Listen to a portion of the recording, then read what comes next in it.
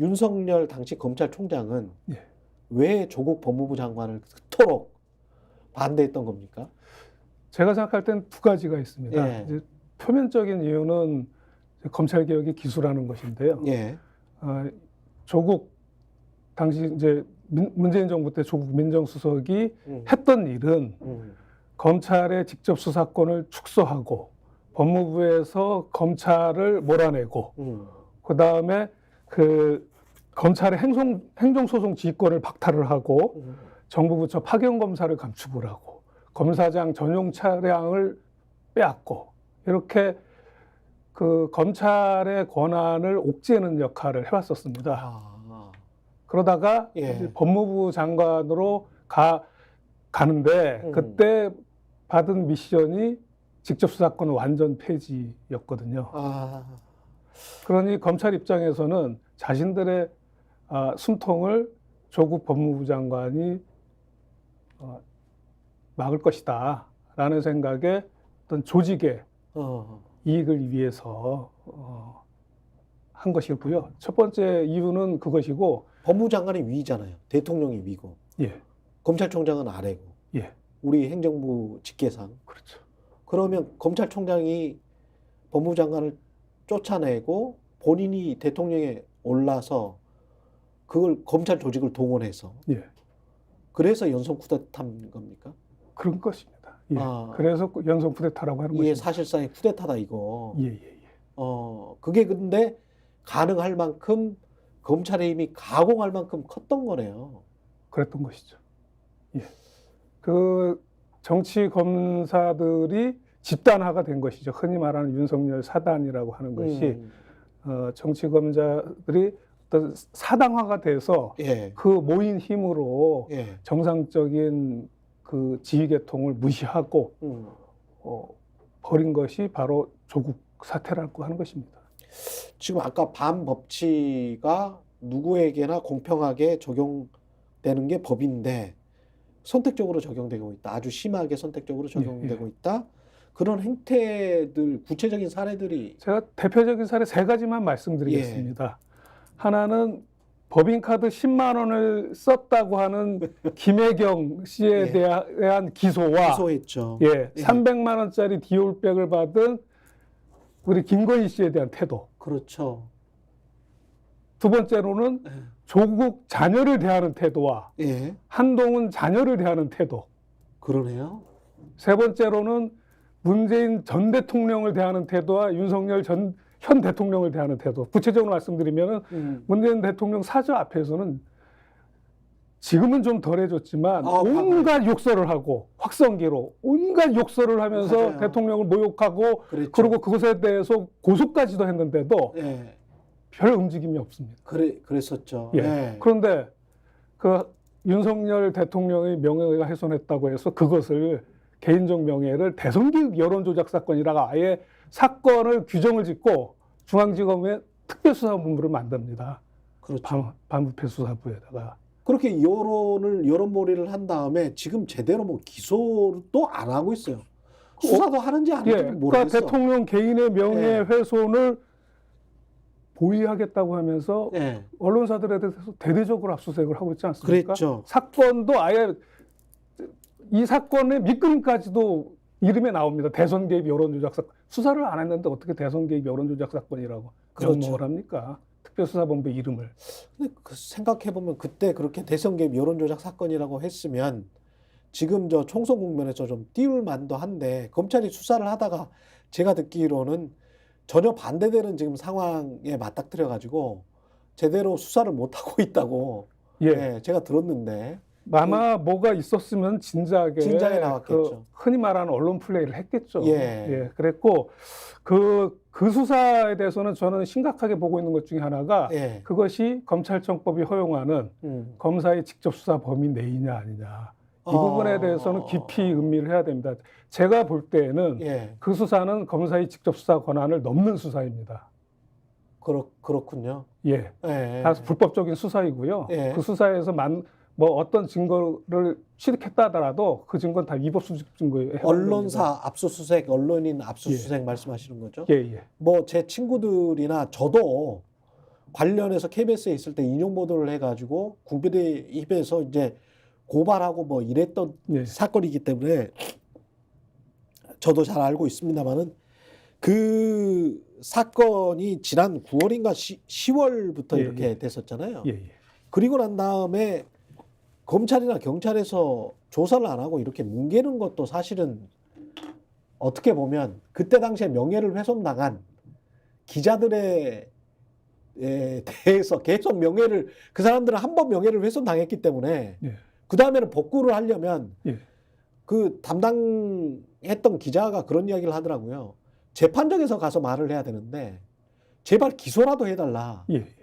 근데 기소도 안 하고, 불기소도 안 하죠. 예, 불기소도 안 하고, 그 다음에 그때 당시에 명예가 훼손된 건 그대로 있기 때문에 자기는 어디 나가서 지금 말할 게 없다. 지금 검찰이 그런 예. 행태를 지금 하고 있는데요. 예. 예를 들면 한참 그 양승태 그 대법원장의 예. 사법농단과 관련돼서 입건되었던 판사들이 많았습니다. 그렇죠. 그 입건되었던 판사들에 대해서 지금은 모르겠지만 작년까지도 기소도 불기소도 안 하고 있다고 합니다. 그러니까 예. 그냥 가지고만 있는 그리고 거잖아요. 천정부 사건에 대해서도 굉장히 많은 사건에 있어서 기소도 불기소도 안 하고 있어서 그것을 지금 이원석 검찰총장이 한때 취임 직후에 예. 그 불기소하고 수사 다 끝났는데 왜 그렇죠. 결정을 안 하느냐. 예. 원래 검찰 사건 사무규칙에서는 수사 끝났으면은 기소 불기소 여부를 결정하도록 돼 있습니다.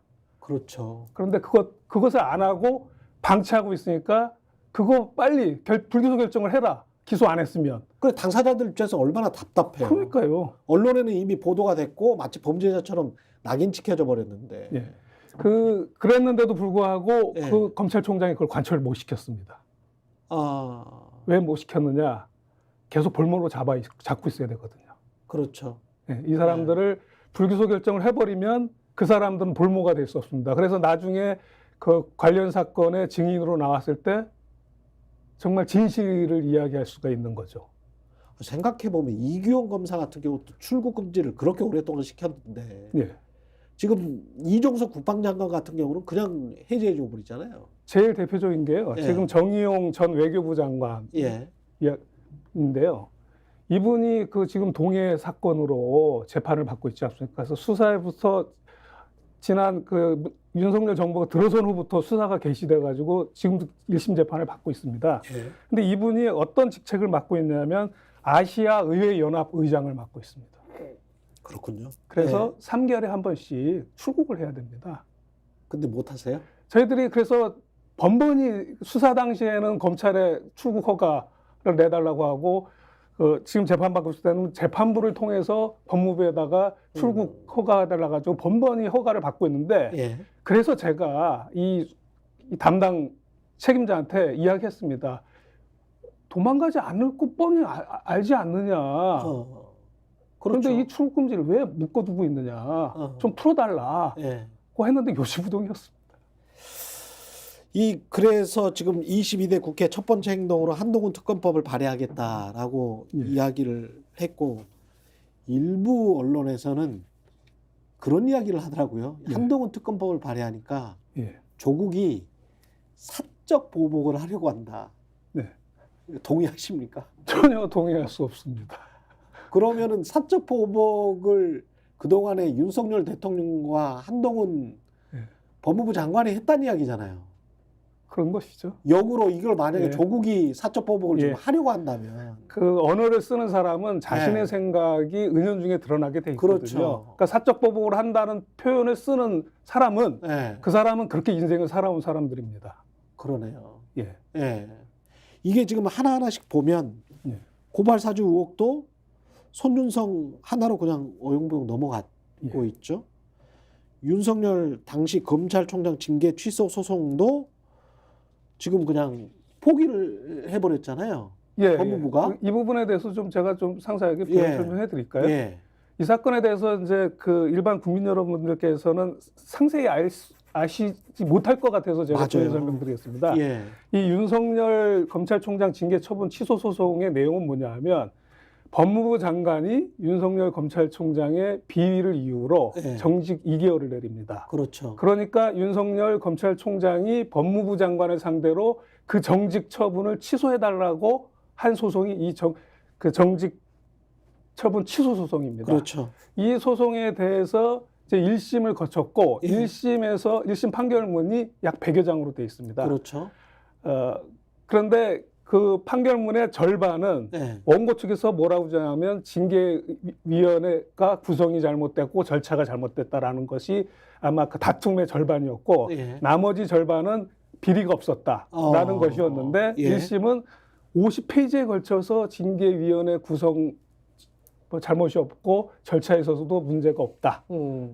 그렇게 되면 이제 나아가서 징계가 제대로 잘 된 거냐 잘못된 것이냐를 따져야 됐죠. 예. 그 내용에 들어가서 보니까는 맞다. 윤석열 검찰총장이 한동훈에 대한 감찰과 수사를 방해한 것이 맞다.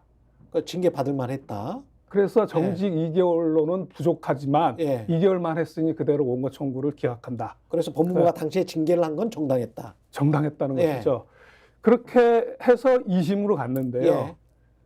2심으로 가고 나서 이제 한동훈 법무부 장관이 됩니다. 제일 먼저 한 것이 1심에서 승소한 변호사를 해임을 해버립니다.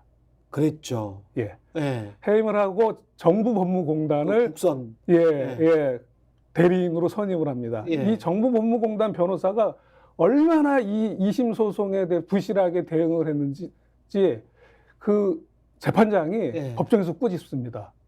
아니 좀 관련성 있는 판례를 제시하라. 이 판결이 관련성이 있는 판결이냐. 그리고 증인신문 제대로 해라. 반대신문. 그렇죠. 답답하다. 그래서 재판부가 직권으로 증인신문을 했습니다. 법무부 장관 측 대리인을 대신해서. 법무부 장관 측 대리인은 증인신문을 한 명도 신청하지 않았다고. 않았죠. 예. 저쪽 그 원고 측에서는 3명이나 신청했고, 그 다음에 원고 측에서는 준비서면 5번 내는 동안에 준비서면 1번 내고요. 그렇죠. 그 다음에 각종 그 절차에 관한 신청을 수도 없이 원고 측에서 내는데 피고 측에서는 한 번도 그것에 대해서 제대로 된 반복도 안 하고요. 그때 법무부 장관은 한동훈이었고. 한동훈이었죠. 예. 그러니까 이 모든 것을 보면은 이제 한동훈 장관은 패소하기로 결심을 한 겁니다. 패소할 결심. 예.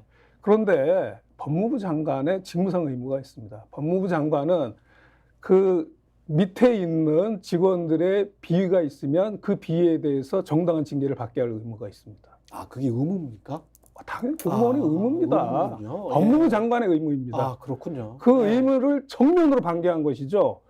이거는 명백한 직무유기죄에 해당된다고 저는 생각합니다. 아, 그렇군요. 예. 그래서 이 부분에 대해서 또 특검을 해야 된다는 필요성을 어제 그렇죠. 조국 대표가 이야기한 것입니다. 그리고 한동훈 비대위원장 자녀 입시 비리 의혹도 포함되어 있는데 고발사주 의혹은 뭐 여러분들이 잘 아시니까 한동훈 비대위원장 자녀의 입시 비리 의혹도 언론에서 거의 이야기를 안 해서 팩트가 있는 거야라고 의심하시는 뭐 보수 중도층이 있으세요. 근데 팩트가 분명히 있지 않습니까?